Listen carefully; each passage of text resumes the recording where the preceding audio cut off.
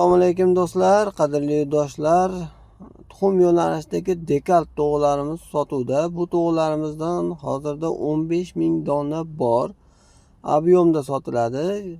Ob'yomga ham, donaga ham sotiladi. Faqat ob'yomga arzonroq qilib beramiz, donaga qimmatroq bo'ladi. Sababi ob'yomda firmani o'zidan ketadi.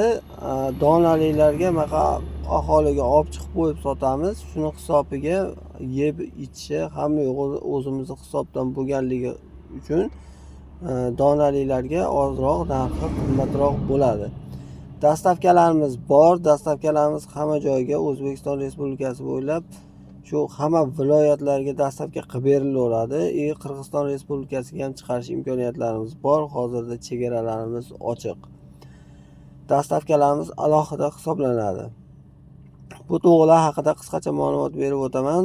Dekalt to'g'lari yiliga 330-340 tagacha tuxum beraveradi. Tuxumlari maydaroq bo'ladi, rangi oq bo'ladi. Bular yaxshi tomoni ozroq yeydi, juda ham oz yeydi. Misol 100 gramdan bir kuniga 100 gramdan don yeydi. Shuni evaziga sizlarga tuxum tug'ib beraveradi doimiy qilib. Ko'pchilik uy sharoitida boqsam ham bo'ladimi deydi. Bo'ladi.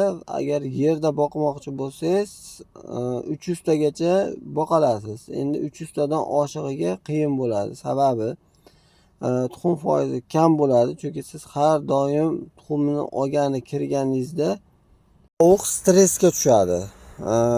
Har bir yemini olayotganingizda shunaqa stressga tushadi. Stress natijasida tuxumni kamroq beradi. Misol boringki, setkada boqsangiz 90% tuxum berayotgan narsa yerga olganingizdan keyin уже 80% ga tushadi.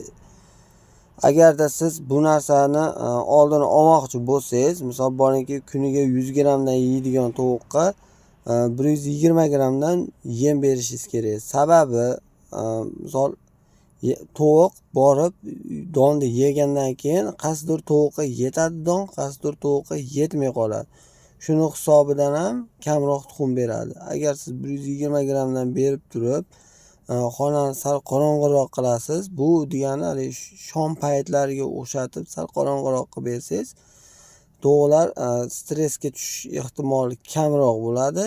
Don hammasiga ortiqcha berganingiz hisobiga hammasiga bir xilda me'yorda yetib boradi. Shuni hisobiga misol 90% tuxumdami? Misol 90% tuxumni olishingiz mumkin. Lekin 90% men shunchaki o'xshatma qilib aytdim. Lekin tovuqlar to'liq tuxumga kirganda 95-98% tuxumga kiradi bular.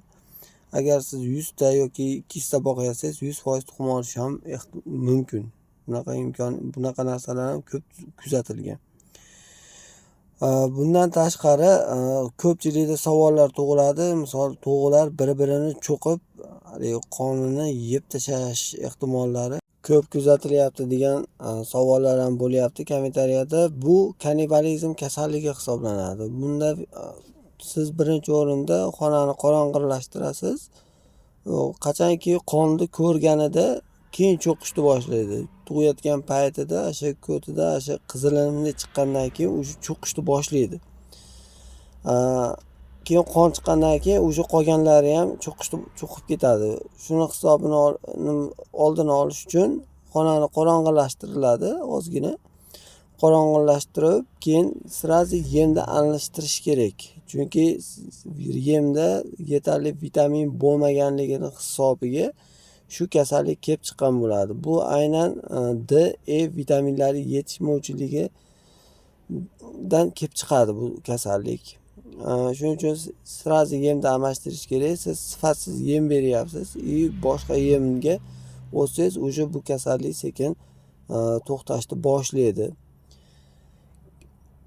Rahmat hammaga, sog' salomat bo'linglar. Agar qanaqadir bir savollar bo'ladigan bo'lsa, kommentariyaga yozinglar yoki videoga tagiga nomer qoldiryapman. Shu nomerlarga aloqaga chiqsangiz bo'ladi. Mabodo telefonni ololmay qoladigan bo'lsak, shu nomerda WhatsApp, Telegramlar bor. WhatsApp, Telegram orqali bemalol aloqaga chiqaverasizlar. Rahmat hammaga, sog' salomat bo'linglar. Like, podpiska bosishni unutmanglar. Ko'pchilik podpiska bosmasdan ko'ryapti. Iltimos, pastlika bosib qo'ysalaring, sizlardan hech narsa ketmaydi.